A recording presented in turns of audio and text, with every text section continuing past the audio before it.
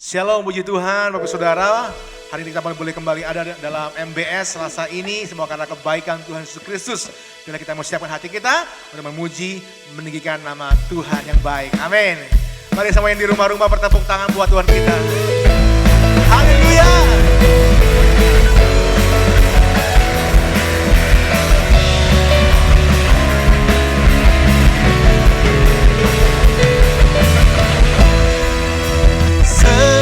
Indahnya langit biru, tak sebanding kasih-Mu. Amin. Kau memberiku segalanya, hanya Kau yang termegah. Katakan,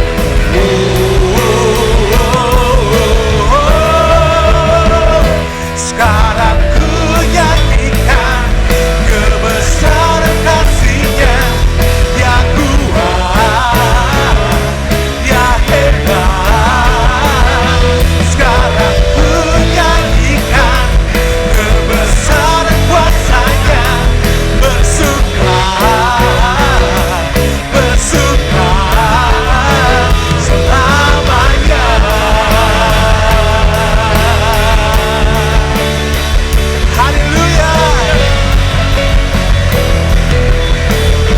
Lagi sama-sama yang percaya katakan, seindahnya langit biru, tak sebanding kasih-Nya, tak sebanding kasih-Mu. Amin. Kau memberiku segalanya. Haleluya. Hanya Kau yang termegah.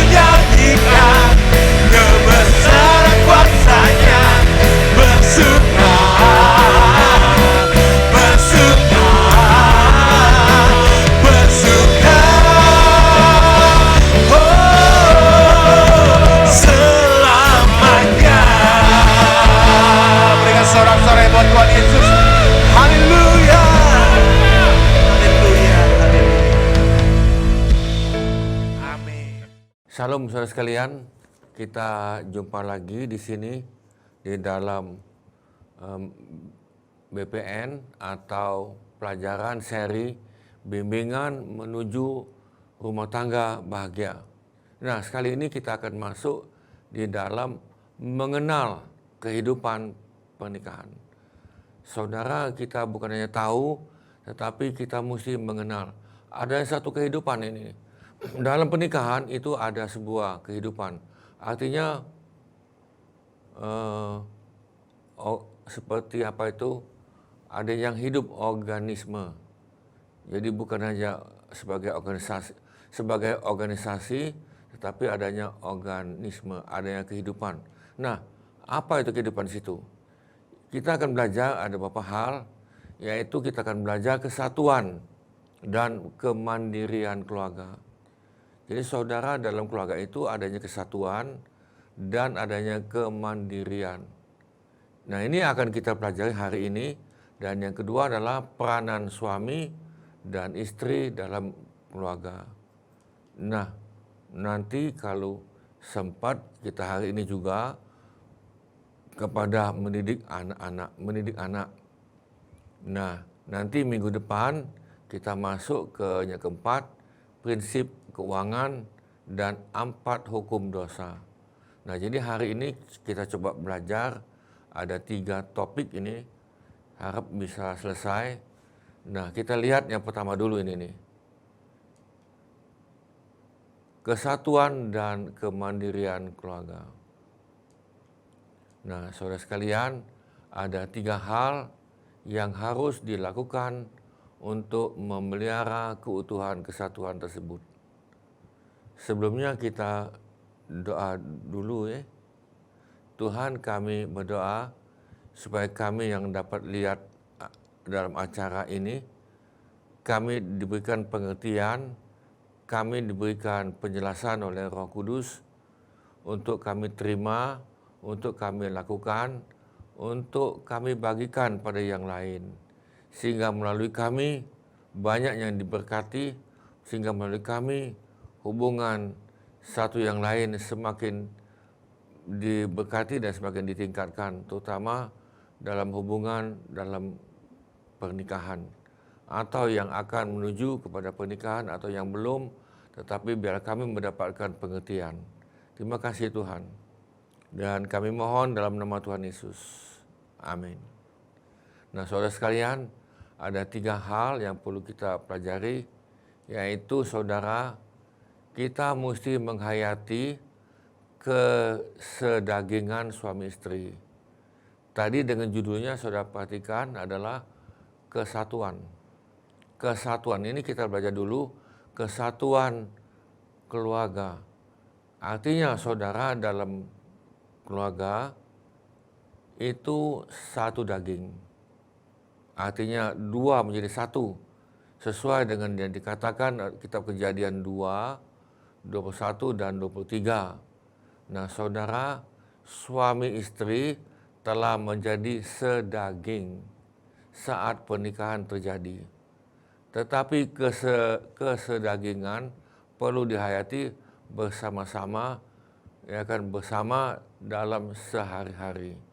Nah, ini kita perlu hayati, perlu kita menghidupi pengertian, ya kan, kesedagingan ini apa ini. Nah, kebutuhan utama istri adalah mendapatkan perasaan diakui. Jadi istri itu biasanya yang paling dia butuhkan adalah bahwa dia diakui sebagai bagian tubuh daripada suami. Ya kan, diakui, dianggap sebagai bagian hidup suaminya. Jadi maksudnya adalah suami tidak bisa hidup tanpa istri dan sebaliknya. Nah, saudara, artinya apa tadi itu? Meninggalkan orang tua. Jadi dalam kitab Kejadian 2:24 dikatakan syarat menjadi satu daging adalah meninggalkan orang tua. Nah, ketika saudara menikah, ya kan, saudara tentunya meninggalkan orang tua. Meninggalkan itu artinya terlepas dari pengaruh. Jadi saudara jangan dipengaruhi oleh orang tua saudara lagi, jangan.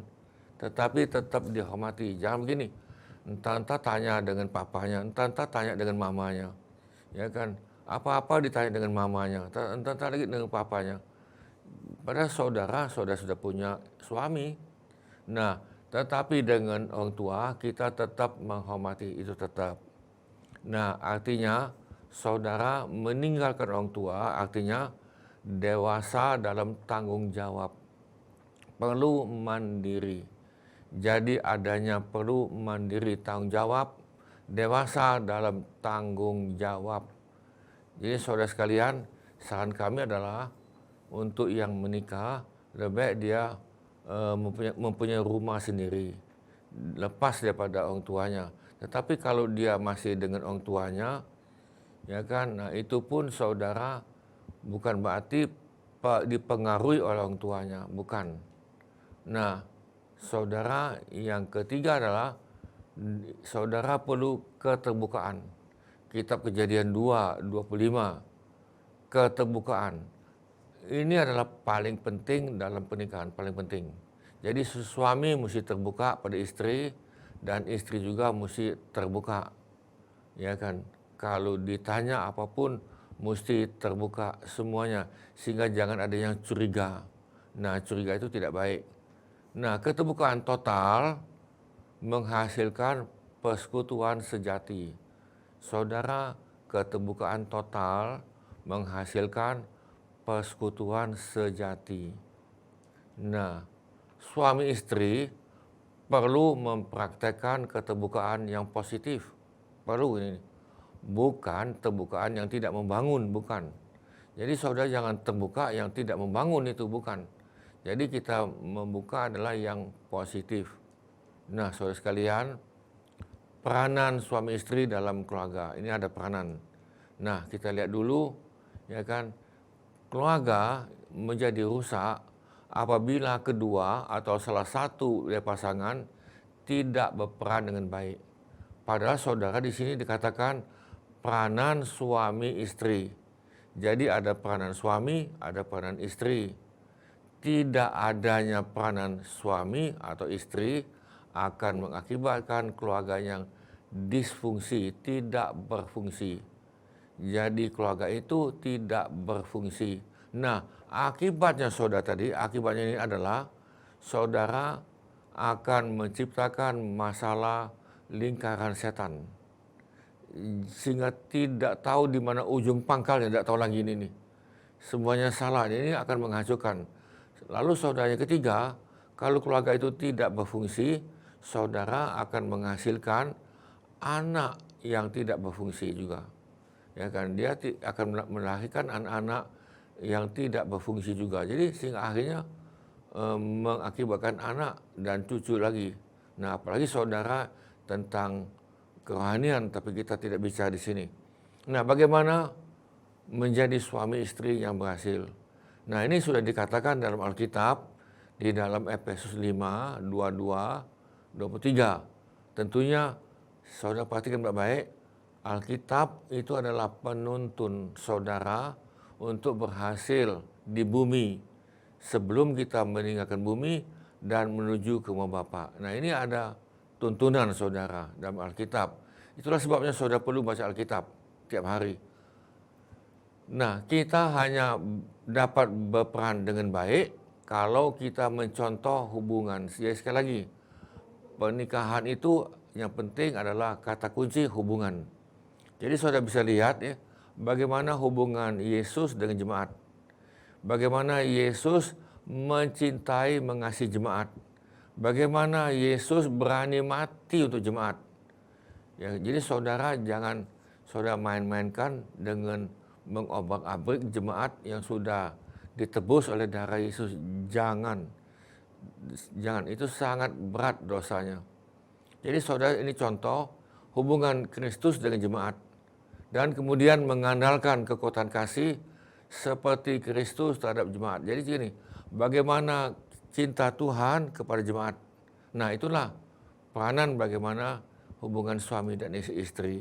Nah, kita lihat yang pertama dulu. Peranan suami. Ini ada ayatnya kan saudara.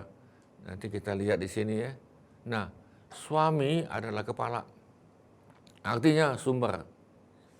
Dia adalah penumpang. Ya kan, dia adalah pemelihara. Jadi apabila pria berfungsi sebagai kepala, maka istri dan anak-anaknya akan diberkati. Begini, saudara, saya mau tanya lagi nih. Andai kata anaknya tidak berhasil, saudara jangan nyalakan istri. Itu kan bagian ibu. Enggak, itu bagian kepala. Jadi adalah yang megang adalah sumber adalah kepala, yaitu suami. Jadi suami yang bertanggung jawab. Itu peranan suami.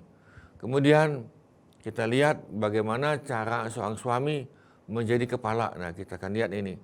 Nah, dia satu, saudara, ayat 25, itu dikatakan suami menyerahkan diri bagi istri.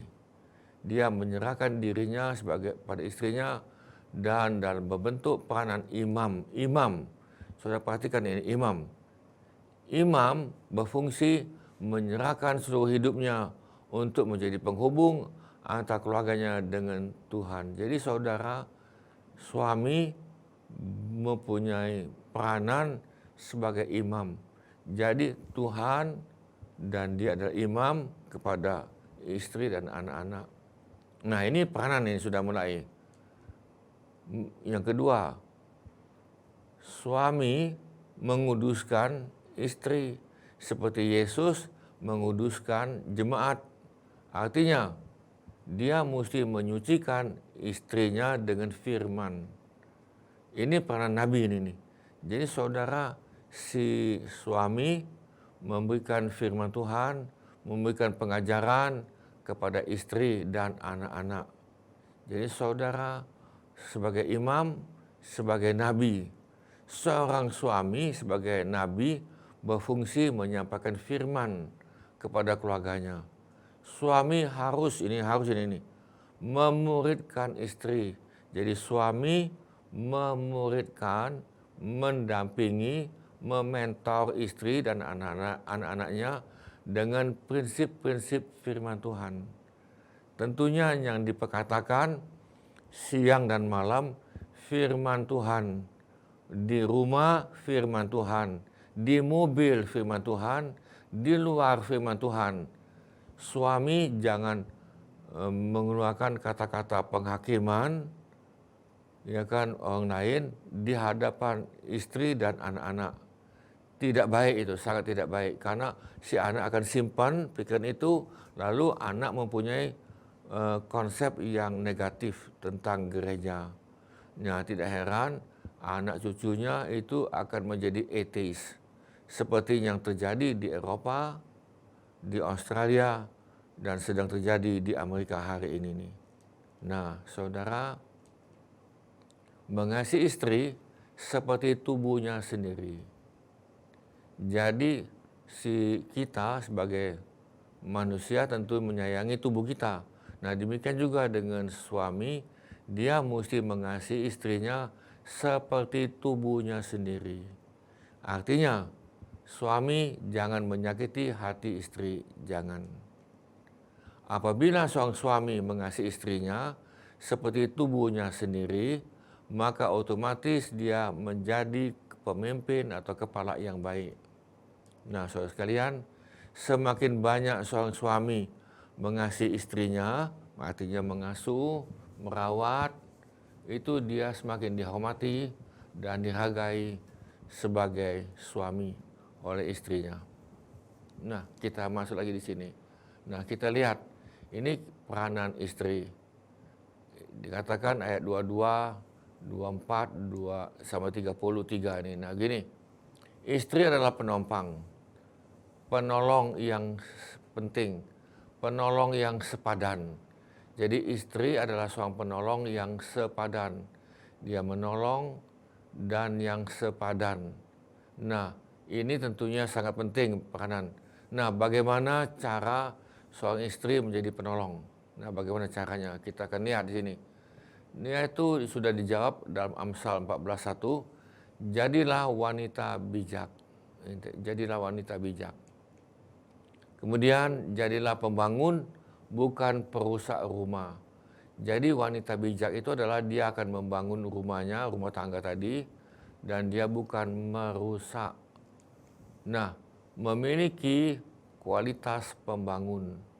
Jadi saudara, istri itu mempunyai belajar, minta sama Tuhan, menjadi kualitas pembangun.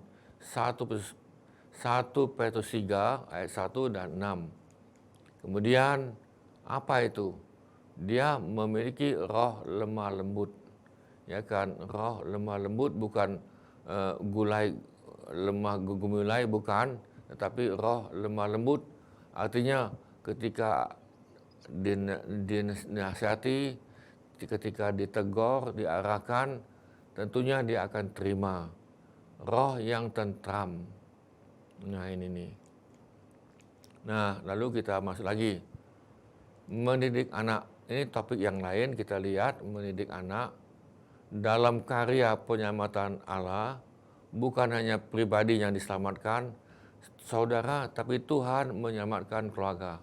Hari ini, tadi saya sudah katakan bahwa KDRT itu sangat meningkat setelah pandemi, ya kan, di bidang fisik, di bidang emosional, di bidang finansial, di bidang spiritual, di bidang seksual. Dan ini meningkat bagi orang Kristen, baik itu pemimpin dan semuanya. Ya saudara, Tuhan mau menyelamatkan keluarga ini nih. Allah membentuk keluarga untuk maksud penyelamatan dan Allah menjadikan keluarga sebagai sekolah pendidikan pertama. Jadi saudara sekalian, sebetulnya keluarga itu adalah kita sekolah, seperti sekolah. Kita memang dalam masyarakat, walaupun dalam keluarga maupun yang di luar, kita masih sekolah. Semuanya sekolah ini nih. Nah, saudara sekalian, kita mesti fokus mendidik anak. Nah, begini, fokus utama dalam mendidik anak adalah memberitahukan tentang keselamatan. Jadi saudara, baik itu suami maupun kepada istri, dia mesti menyampaikan yang pertama, keselamatan. Jadi bukan hanya datang ke gereja, bukan, tetapi tentang keselamatan. Kasih tahu bahwa ada dosa, ya kan, dan memperkenalkan kepada Yesus. Nah, ini sangat penting. Karena saudara perhatikan, anak-anak umur 4 tahun sampai 14 tahun, dia akan menerima Yesus sebanyak 60%. Untuk dia terima Tuhan 60 sampai 70%, sangat tinggi. Jadi sekali lagi, anak umurnya 4 sampai 14. Nah, setelah itu saudara, ketika dia sudah semakin besar, untuk dia terima Tuhan itu semakin kecil. Jadi saudara perlu perhatikan, mumpung dari kecil inilah saudara ceritakan tentang Yesus, ya kan, tentang keselamatan itu. Perlu memimpin, memperkenalkan Yesus pada mereka. Bukan cerita tentang Yesus, bukan cerita tentang Nabi Nuh, kapal Nuh, bukan, tetapi keselamatan dalam cerita Nuh. Keselamatan di dalam cerita Goliat yang tadi. Nah, saudara mengajar dan memberitahukan bahwa semua orang berdosa. Nah, ini perlu saudara kasih tahu bahwa semua manusia itu telah berbuat dosa. Nah, apabila kita menerapkan pendidikan tentang penyelamatan ini, maka keluarga ini akan terjadi sesuatu yang baik yang mendatangkan hadirat dan kuasa Allah. Karena Yesus adalah segala-galanya di tengah-tengah keluarga itu. Saudara katakan bahwa Yesus adalah kepala keluarga. Jadi semuanya adalah fokus kepada Tuhan Yesus. Nah, ini perlu saudara mendidik anak dari dini supaya anak saudara dan anak kami itu selamat. Nah, kalau dia ini selamat, cucunya selamat, cucu kita akan selamat sampai ke belakang. Tentunya ini estafet memberikan firman Tuhan. Nah, saudara sekalian, nah, prinsip dan tujuan saudara, tanggung jawab mendidik anak itu terletak pada orang tua, bukan pada opa, oma, suster atau pembantu, dan juga bukan kepada guru sekolah minggu atau juga kepada sekolah Kristen sekalipun. Jadi sekali lagi, tanggung jawab mendidik anak itu pada orang tua. Bisa katakan amin. Jadi bukan pada yang lain, bukan pada neneknya, kakeknya, bukan. Ya kan, apalagi saudara serahkan pada suster itu lagi. Nah, saudara nanti tingkah lakunya kan sifatnya kayak suster itu nanti itu. Nah, kayak pembantu itu. Saudara ingat, anak-anak 4 sampai 12 tahun atau 15 tahun itu adalah pembentukan karakter. Jadi saudara tanggung jawab saudara sebagai orang tua. Bisa katakan amin. Jadi saudara, kita orang tua punya tanggung jawab yang besar, yaitu keselamatan tentang anak-anakmu. Jadi tentang anak saudara. Nah, tujuan dari mendidik anak, jadi dalam Ulangan 6:4-7 saudara, untuk menciptakan takut akan Tuhan. Nah, ini. Jadi kalau dia sudah takut dengan Tuhan, hati nuraninya akan terbentuk menjadi hati nurani yang murni. Kemudian akan terbentuk gambar diri yang benar ini nih, gambar diri yang benar. Nah, sehingga dia tidak ada tuduhan lagi dalam mengikuti Tuhan. Saudara, mendidik anak adalah supaya kasih Kristus nyata, ya kan, sehingga dia bisa merasakan, oh iya, ini nih saya lihat papa saya seperti Yesus ya. Oh ini saya merasakan mama saya seperti Yesus ini nih.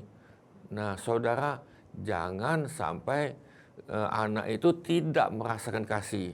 Kalau anak itu tidak merasakan kasih saudara, nanti untuk dia hubungan dengan orang lain, dia tidak pernah merasakan kasih. Seperti yang kita lihat minggu lalu. Nah minggu lalu kita sudah lihat itu. Nah saudara, ini dia merasakan pemeliharaan Tuhan itu nyata. Jadi gini, oh ya Tuhan melihara kami ya.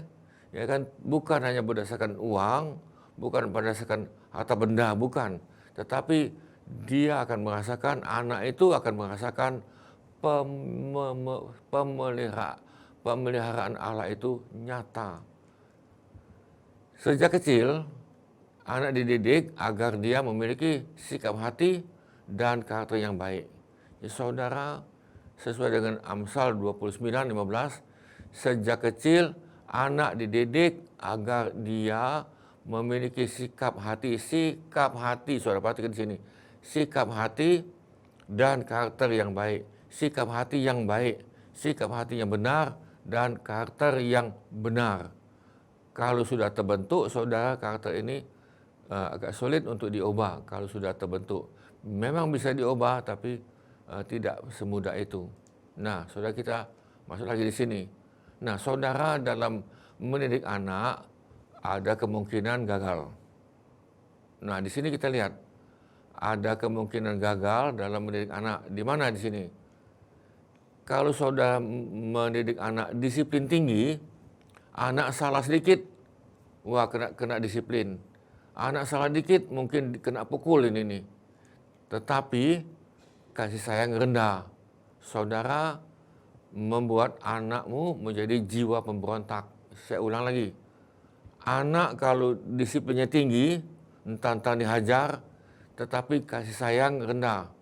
Ya kan, dia tidak merasakan kasih sayang. Anak ini akan menjadi anak pemberontak. Nah, kalau disiplin rendah, dia tidak mengadakan disiplin, tetapi kasih sayang tinggi, saudara, apa terjadi? Anak itu manja. Dia salah sedikit, kita diam, ya kan? Tapi disayang-sayang terus ini nih. Kasih sayang tinggi ini nih. Saudara, anakmu akan menjadi manja. Saudara bisa lihat di sini. Bisa jadi pemberontak atau jadi manja. Kita lihat lagi yang sini berikut. Disiplin rendah, ya kan? Kasih sayang rendah, saudara, anakmu akan jadi tertolak. Ya kan? Dia salah, tidak kena disiplin. Ya kan? Kemudian dia tidak merasakan kasih sayang. Dia juga rendah. Dia akan merasa tertolak. Nah, ini yang benar ini. Disiplin tinggi, kasih sayang tinggi. Ini yang benar. Contoh ini nih. Ketika anak saudara salah, saudara perlu disiplin. Ya kan? Alkitab mengatakan itu kalau perlu dipukul. Dipukul apanya saudara dipukul ini nih? Alkitab sudah katakan itu dipukul pantatnya. Jangan yang lain, bukan dipukul kepalanya, bukan. Bukan dipukul yang lain, bukan. Dipukul pantatnya. Alkitab sudah katakan. Nah, saudara pukul. Nah, ketika saudara pukul dia, saudara peluk dia, peluk ini nih. Ya kan? Kasih tahu, papa sayang ini nih. Kamu tahu tak kenapa kamu kena pukul? Dia akan ngomong itu. Oh, karena saya suka lompat-lompat. Karena saya suka lompat dari dari kursi ke ubin. Ya kan, dia masih kecil ini, dia lompat-lompat situ ya. Nah, saudara, disiplin tinggi, kasih sayang tinggi. Nah, ini yang kita mau, supaya anak itu terbentuk karakter ilahi. Karena tujuan pernikahan, kalau sudah perhatikan, tujuan pernikahan sesuai dengan kitab Maliaki pasal 2, supaya saudara mendapatkan keturunan ilahi. Tujuan pernikahan adalah supaya saudara mendapatkan anak Tuhan. Bisa katakan amin. Jadi saudara, tujuan menikah bukan hanya untuk ini. Oh ya, untuk dapatkan keturunan. Kalau saudara nikah untuk mendapatkan hanya keturunan, saudara, kita bukan meong ya. Kita bukan meong ini nih. Nah, kalau meong memang betul dikawinkan atau hewan yang lain dikawinkan untuk dapatkan keturunan. Bukan. Kita untuk mendapatkan keturunan ilahi, itu yang benar. Ya kan? Itulah tujuan pernikahan. Bukan gini lagi, pernikahan supaya dia jangan nanti itu jajan. Bukan itu. Tujuan pernikahan adalah mendapatkan kasih sayang satu yang lain. Bukan itu saja, bukan. Nah, saudara, mesbah Tuhan. Nah, ini penting ini nih. Saudara bisa lihat ada suami istri, kebetulan ada anaknya 3 kan. Lalu mereka doa, mereka baca Alkitab walaupun anak itu belum mengerti, ya kan. Saudara ajak doa, anakmu itu paling-paling 1 menit itu dia diam. Ya, menit kedua dia sudah jalan-jalan. Nah, saudara walaupun demikian, saudara tetap berdoa. Ya kan, contoh ini. Ketika saudara berdoa, anakmu tidak ngerti ini, dia mau mandi dalam kamar ya. Tidur tadi saudara doa di dalam kamar berdua dengan suami istri, bergandengan tangan, anaknya munda-mandir, dia tidak ngerti ini. Tetapi saudara jangan lupa, anak ini walaupun munda-mandir, dia nangkap ini, dia nangkap ketika dia sudah besar, ketika dia umpama tadi itu, dia jauh dari keluarganya, dia selalu ingat itu. Tiap malam mama saya, papa saya berdoa. Ya kan, dia ingat ini nih. Dia pasti ingat. Kemudian dia ingat lagi bahwa papa mamanya itu suka baca Alkitab sama-sama. Nah, ini anak itu ingat. Ini namanya kita mau melakukan mesbah doa. Mesbah keluarga adalah alat untuk membina, mempersatukan keluarga. Mesbah keluarga mengundang kuasa Tuhan, campur tangan Tuhan dalam hidup kita ini. Jadi mesbah keluarga itu kita doa sama-sama dan ini kita minta campur tangan Tuhan. Seperti apa ini tadi? Benteng yang teguh untuk bertahan terhadap serangan-serangan kuasa-kuasa di udara. Roh jahat, saudara perhatikan ini nih. Rumah tangga Kristen, saudara sadar atau tidak sadar, itu diserang. Diserang oleh kuasa kegelapan. Diserang oleh iblis. Iblis tidak mau keluarga itu berhasil. Iblis tidak mau keluarga Kristen itu adalah yang bahagia. Karena iblis tahu kalau mereka rukun, Tuhan perintahkan berkat. Dia tahu. Maka itu dia coba memporak-porandakan. Saudara, hari ini pernikahan orang Kristen kalau tidak hati-hati, perceraian itu tinggi, semakin tinggi ini nih. Nah, kita tidak mau supaya terjadi perceraian. Nah, kalau ini terjadi perceraian, saudara ingat baik-baik, pihak laki-laki maupun pihak perempuan dan keluarga besar ini itu menjadi dendam, menjadi pahit, jadi tidak bagus, menciptakan kepahitan dan kemudian anaknya nanti itu kawin cerai anaknya, cucunya juga kawin cerai, dan terus ini akan kawin cerai karena melihat contoh daripada kakek neneknya. Nah, saudara, kita perlu yang keutuhan. Nah, mesbah keluarga melawan tarikan dunia yang mengikat keluarga kita. Dunia mau narik ini nih, ya kan? Dunia ini banyak, ya kan? Dari mata, dari iklan, dan yang lain-lain. Ya kan, keduniawian, tipu muslihat harta benda. Nah, berikanlah kepada anak kita suatunya bekal yang tidak akan pernah menggoyangkan mereka melalui doa keluarga. Saudara gini, kita memberikan sebuah warisan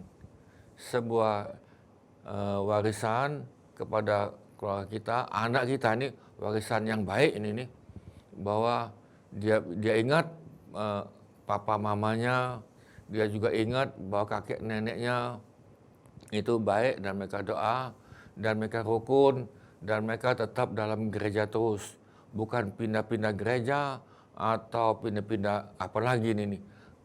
Kalau kakek neneknya pindah-pindah gereja atau yang lain, saudara memberikan contoh yang tidak baik pada anak cucumu. Dan akibatnya anak cucumu, saya tidak minta ini nih, seperti yang sudah terjadi di Eropa, yang di Australia dan di Amerika, anak cucumu menjadi ateis. Nah, kita tidak minta ini nih. Dan mereka jauh daripada Tuhan. Dan mereka tahu Yesus Tuhan, tetapi mereka jadi ateis. Nah, ini yang kita tidak mau. Nah, saudara sekalian, itulah yang kita bisa pelajari pada hari ini, ya kan sekalian, dan kita akan berdoa. Terima kasih Tuhan. Tuhan, terima kasih kami sudah belajar sebagian daripada firman Tuhan, dan biarlah kami dapat lanjut untuk mendidik anak-anak kami supaya anak kami takut akan Tuhan, dan suami berfungsi sebagai nabi, sebagai imam, sebagai kepala ya Tuhan. Demikian juga dengan istri berfungsi sebagai penolong yang sepadan yang Tuhan inginkan, sehingga kami dapat menghasilkan anak-anak keturunan ilahi, anak-anak yang takut akan Tuhan. Terima kasih Tuhan. Kami memberkati rumah tangga yang bahagia ini. Saudara sekalian, kalau ada di atas saudara hari ini nih, keluarga yang kurang bahagia, yang kurang beruntung, tapi saudara mau mengikuti, memasuki pada keluarga yang bahagia. Kami mau berdoa untuk saudara. Kalau itu saudara, kami mau berdoa. Tuhan, kami mau berdoa bagi kami keluarga yang hari ini adalah keluarga berantakan, keluarga yang tidak rukun atau kurang rukun. Kami berdoa, mohon belas kasihan Tuhan, mohon campur tangan Tuhan, supaya keluarga kami menjadi keluarga yang menuju kepada keluarga yang bahagia, keluarga yang diberkati oleh Tuhan. Dan kami mohon lagi Tuhan supaya hidupkan hati nurani kami, menghidupkan gambar diri kami yang benar. Kami mohon Tuhan untuk minta pengampunan kami yang salah, kami yang keliru, untuk kami memperbaiki. Kami mohon Tuhan, keluarga yang demikian, mohon belas kasihan Tuhan. Kami mohon belas kasihan Tuhan. Kami mohon belas kasihan Tuhan, supaya keluarga ini menjadi utuh dan utuh kembali. Utuh kembali sebagaimana Tuhan, hubungan Tuhan dengan jemaat. Bahwa Yesus telah mati untuk jemaat, dan biarlah kami mempunyai keluarga yang diberkati oleh Tuhan. Keluarga yang sungguh diberkati dan menjadi contoh dalam masyarakat kami ini. Sekali lagi Tuhan, kami berdoa untuk rumah tangga seperti ini. Tuhan berkati tutupan darah Yesus, dan kami menolak, kami menghancurkan kuasa-kuasa kegelapan yang mengambil bagian dalam rumah tangga kami ini, yang membuat berantakan. Kami menolak, kami hancurkan kau dalam nama Tuhan Yesus. Terima kasih Tuhan. Terima kasih Tuhan. Terima kasih saudara sekalian. Kalau ada di atas saudara hari ini nih, dalam rumah tanggamu, saudara sempat memakai dukun. Di atas saudara hari ini nih, kalau ada memakai dukun. Karena kami ada merasakan bahwa ada di atas saudara dalam rumah tanggamu ini memakai dukun, kuasa dukun. Sebelum engkau menikah, engkau memakai kuasa dukun, sehingga mendapatkan pasanganmu, tetapi sebetulnya pasangan ini tidak benar, tetapi saudara memakai dukun. Demikian juga kalau dalam rumah tanggamu ini yang kedua, rumah tangga yang diguna-gunai.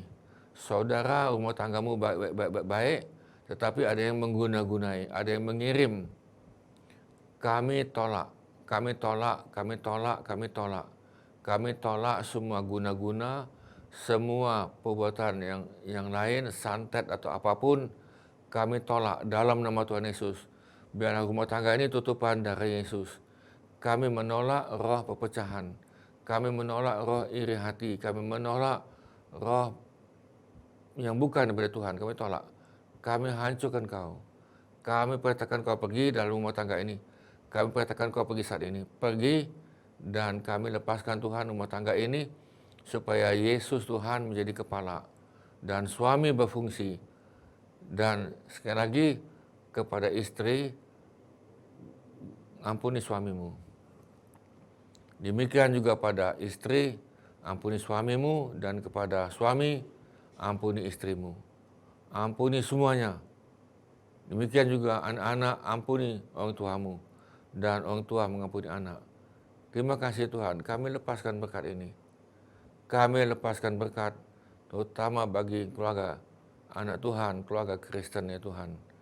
Terima kasih Tuhan, kami berkati, biarlah turun Tuhan dalam keluarga kami, damai sejahtera dan berkat daripada Bapa, kasih karunia demi kasih karunia daripada Tuhan Yesus, dan dengan persekutuan Roh Kudus menjadi bagian kami, supaya kami menjadi keluarga yang diberkati Tuhan, keluarga yang ditemboki oleh darah Yesus.